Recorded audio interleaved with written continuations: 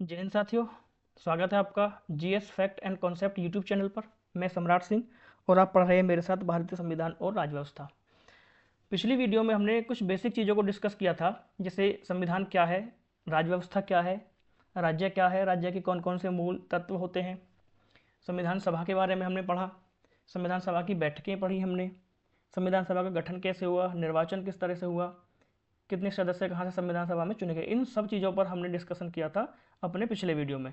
Next video में हम कुछ इंपॉर्टेंट चीज़ें और पढ़ने वाले हैं, कुछ बेसिक चीज़ें इस वीडियो में भी हैं।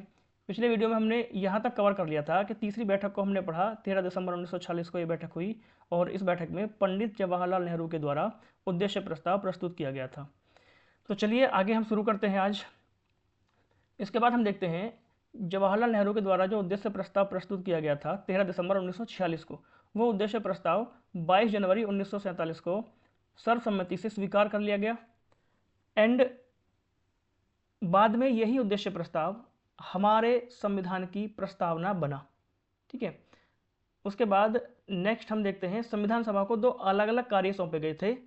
पहला कार्य था स्वतंत्र भारत के लिए संविधान बनाना और दूसरा जो कार्य था देश के लिए आम कानूनों को लागू करने का था, और ये दोनों ही कार्य अलग अलग दिन किए जाते थे।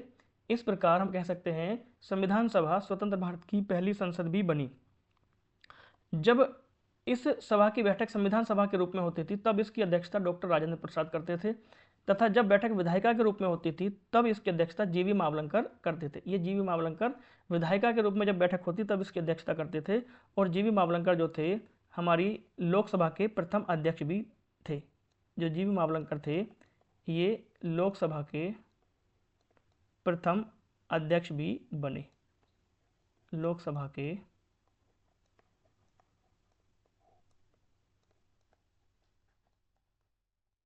अध्यक्ष जीवी मावलंकर लोकसभा के प्रथम अध्यक्ष भी बने।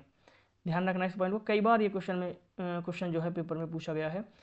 नेक्स्ट आगे बात कर लेते हैं। संविधान निर्माताओं ने लगभग 60 देशों के संविधानों का अवलोकन किया था और इसके प्रारूप पर 114 दिनों तक विचार विमर्श किया। नेक्स्ट आगे देखते हैं। प्रेम बिहारी नारायण रायजादा ने मूल संविधान को हस्तलिखित यानी अपने हाथों से लिखा। मूल संविधान को इन्होंने अपनी हैंड राइटिंग में लिखा। इनका नाम था प्रेम बिहारी नारायण रायजादा। उसके बाद बेहोर राम मनोहर सिन्हा द्वारा ज्यामितीय सौंदर्यकृत एवं अलंकृत किया गया। इन्होंने टेबल चार्ट वगैरह संविधान में बनाए। नेक्स्ट हमारे मूल संविधान का हिंदी संस्करण वसंत कृष्ण वैद्य द्वारा सुलिखित किया गया। जो मूल संविधान था वो अंग्रेजी में लिखा गया था और उसका जो हिंदी में रूपांतरण किया था, जो हिंदी में लिखा था, वो वसंत कृष्ण वैद्य के द्वारा लिखा गया, हिंदी लिखित। नेक्स्ट आगे संविधान सभा के जो सचिव थे HVR अयंगर थे। संविधान सभा के कानूनी सलाहकार BN राव थे। संविधान सभा में हाथी को मोहर के रूप में अपनाया गया। जब संविधान पर मोहर लगी तो उस पर हाथी की आकृति बनी हुई थी, तो संविधान सभा के सदस्यों ने हाथी को ही मोहर के रूप में अपनाया। नेक्स्ट है आगे मूल संविधान को नंदलाल तथा राम मनोहर सिन्हा के नेतृत्व में शांति निकेतन के कलाकारों ने सुसज्जित किया था। नेक्स्ट आगे भारतीय संविधान को संविधान सभा द्वारा 26 नवंबर 1949 को अंगीकार किया गया। ये डेट इंपॉर्टेंट है बहुत ज़्यादा। अंगीकार का मतलब है कि संविधान 26 नवंबर 1949 को बनकर पूरी तरह से तैयार हो गया और संविधान उस दिन लागू भी हो गया। इस दिन संविधान को आंशिक रूप से लागू कर दिया, यानी संविधान के 16 जो अनुच्छेद थे, 16 आर्टिकलों को लागू कर दिया था। अगर आपसे पूछा जाए कि संविधान कब लागू हुआ तो 26 नवंबर 1949 को लागू हुआ। अगर पूछा जाए कि संविधान पूर्णतः कब लागू हुआ तो वो लागू हुआ था 26 जनवरी 1950 को। संविधान पूर्णतः लागू हुआ 26 जनवरी 1950 को। और आंशिक रूप से कब लागू हुआ? 26 नवंबर 1949 को। इसलिए 26 नवंबर को क्या मनाते हैं? 26 नवंबर की जो तिथि है उसको विधि दिवस के रूप में भी मनाया जाता है। विधि दिवस 26 नवंबर को विधि दिवस यानी संविधान दिवस के रूप में भी मनाते हैं। नेक्स्ट आगे बात कर लेते हैं। संविधान निर्माण में 2 वर्ष 11 माह और 18 दिन लगे। उसके बाद मूल संविधान में 395 अनुच्छेद, 8 अनुसूचियां और 22 भाग तथा एक प्रस्तावना शामिल थी। मूल संविधान में 395 आर्टिकल थे,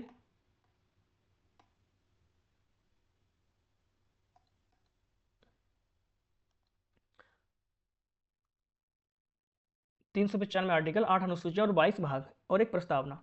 संविधान की प्रकृति की बात कर लेते हैं। नेचर ऑफ कॉन्स्टिट्यूशन, संविधान की प्रकृति किस प्रकार की है तो देख लेते हैं। यहाँ पर प्रकृति में भारतीय संविधान संघात्मक यानी फेडरल और एकात्मक यूनिटरी विशेषताओं का मिश्रण है। अब बात कर लेते हैं थोड़ी सी एकात्मक लक्षण और संघात्मक लक्षण आखिर होते क्या हैं। एकात्मक लक्षण का मतलब है कि संविधान केंद्र की तरफ ज़्यादा झुका हुआ है, एकात्मक लक्षण माना जाता है संविधान का। अब कौन कौन से संविधान में एकात्मक लक्षण है, सबसे पहले बात करते हैं शक्तियों का बंटवारा केंद्र के पक्ष में, यानी जो शक्तियों का विभाजन है वो केंद्र के पक्ष में ज़्यादा है। नेक्स्ट आगे बात कर लेते हैं, हमारे संविधान में एकल नागरिकता का प्रावधान है। इससे भी ये पता चलता है कि भारतीय संविधान एकात्मक है। एकल नागरिकता का मतलब है कोई भी भारतीय नागरिक केवल भारत का ही नागरिक कहलाएगा, ना कि उस स्टेट का जिसमें वो रहता है। नेक्स्ट आगे बात करते हैं, राज्यपाल की नियुक्ति केंद्र सरकार द्वारा, यानी ये भी इसका एक एकात्मक लक्षण है कि राज्यों के लिए जो राज्यपाल चुने जाते हैं वो केंद्र सरकार के द्वारा नियुक्त किए जाते हैं।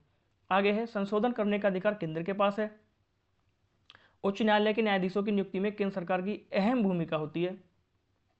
केंद्र द्वारा राज्यों की सीमा, नाम और क्षेत्रों में परिवर्तन किया जाना, यानी केंद्र यानी संसद के द्वारा ही किसी भी राज्य की सीमा, उसका नाम बदलना और उसका क्षेत्रफल घटाना या बढ़ाना, सब काम कौन करता है, भारतीय संसद यानी केंद्र सरकार। इसलिए कह सकते हैं कि ये संविधान के एकात्मक लक्षण हैं। अब संघात्मक की बात कर लेते हैं। संघात्मक का मतलब है केंद्र और राज्य दोनों के बीच बंटवारा शक्तियों का। नंबर 1 पहला है संघ और राज्यों के बीच शक्तियों का बंटवारा, स्वतंत्र न्यायपालिका, केंद्र तथा राज्यों के पृथक सरकार, यानी केंद्र और राज्यों की अपनी अपनी सरकारें, ये जो है संविधान के संघात्मक लक्षण को दर्शाती हैं।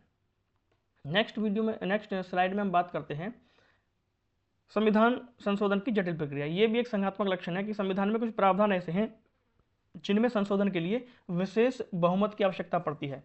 ठीक है, और इस विशेष बहुमत में आधे से ज़्यादा यानी आधे राज्य विधानमंडलों की अनुमति लेना जरूरी है। जैसे कि जीएसटी का संशोधन हुआ था वो विशेष बहुमत से हुआ था। नेक्स्ट आगे बात करते हैं संविधान सभा के अन्य कार्य। संविधान सभा के अन्य कार्यों में पहला है संविधान सभा ने राष्ट्रध्वज को कब अपनाया, तो राष्ट्रध्वज को अपनाया गया 22 जुलाई 1947 को। उसके बाद अगला है राष्ट्रगान कब अपनाया गया, राष्ट्रगान अपनाया गया 24 जनवरी 1950 को। नेक्स्ट आगे राष्ट्रगीत कब अपनाया गया, राष्ट्रगीत कौन सा हमारा, वंदे मातरम सुजलाम सुफलाम, ये हमारा राष्ट्रगीत है। और राष्ट्रगान तो आप सबको पता ही है, ये अपनाया गया था 24 जनवरी 1950 को। राष्ट्र चिन्ह 26 जनवरी 1950 को अपनाया गया और ये हमारा राष्ट्र चिन्ह क्या है, अशोक स्तंभ यानी अशोक की लाट, 4 दिशाओं में 4 शेर। उसके बाद राष्ट्रीय पंचांग ये अपनाया गया 22 मार्च 1957 को और इसमें चैत्र जो है साल का पहला महीना है। हमारे कैलेंडर में ग्रेगोरियन कैलेंडर है, इसमें चैत्र बैसाख जेठ आषाढ़ इस तरह से महीने हैं और ये इसमें हमारे कैलेंडर में चैत्र जो है साल का पहला महीना है, यानी पहला दिन सामान्यतः 22 मार्च को और ये लीप वर्ष में 21 मार्च को पड़ता है। यानी चैत्र का पहला जो दिन है वो 22 मार्च को पड़ता है साधारण वर्ष में, और लीप वर्ष में पहला दिन ये 21 मार्च को पड़ता है।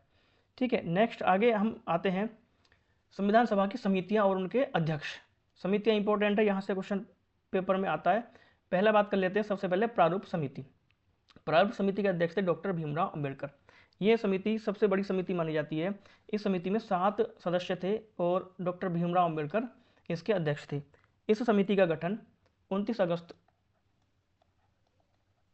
1947 को इस समिति का गठन हुआ। नेक्स्ट आगे बात करते हैं संघ शक्ति समिति। पंडित जवाहरलाल नेहरू इसके अध्यक्ष थे। संघ संविधान समिति, इसके भी अध्यक्ष पंडित जवाहरलाल नेहरू थे। प्रांतीय समिति, प्रांतीय संविधान समिति, अध्यक्ष थे सरदार वल्लभ भाई पटेल। उसके बाद आती है सलाहकार समिति यानी मौलिक अधिकार अल्पसंख्यक एवं जनजातीय क्षेत्रों से संबंधित, इसके अध्यक्ष थे सरदार वल्लभ भाई पटेल। नेक्स्ट है आगे मौलिक अधिकार उपसमिति, JB कृपलानी इसके अध्यक्ष थे। अल्पसंख्यक उपसमिति हरेंद्र कुमार मुखर्जी, HC मुखर्जी इनका शॉर्ट नाम है, HC Mukherjee, HC Mukherjee. Next आगे बात करते हैं असम व पूर्वोत्तर जनजातीय क्षेत्रों से संबंधित उपसमिति, इसके अध्यक्ष थे गोपीनाथ बोरदोलोई। आगे है आंशिक रूप से अपवर्जित क्षेत्र उपसमिति, AB ठक्कर इस समिति के अध्यक्ष थे। एग्जाम में क्वेश्चन पूछा गया है इससे। संचालन समिति, संचालन समिति के अध्यक्ष थे डॉक्टर राजेंद्र प्रसाद, डॉक्टर राजेंद्र प्रसाद। ये संविधान सभा की कुछ इंपॉर्टेंट समितियां हैं जो पेपर में बार बार क्वेश्चन के रूप में पूछी जाती है कोई ना कोई। उम्मीद है आपने वीडियो एंजॉय की होगी, चीज़ों को अच्छे से समझा है। इसी तरह से चीज़ों को पढ़ते चलिए और एक तरह से आपका जो बेस है वो स्ट्रॉन्ग हो जाएगा और आगे आने वाली जो चीज़ें हैं वो बड़ी आसानी से हम लोग उनको समझ सकते हैं और याद रख सकते हैं। तो मिलते हैं नेक्स्ट वीडियो में, तब तक के लिए धन्यवाद, शुभ दिन।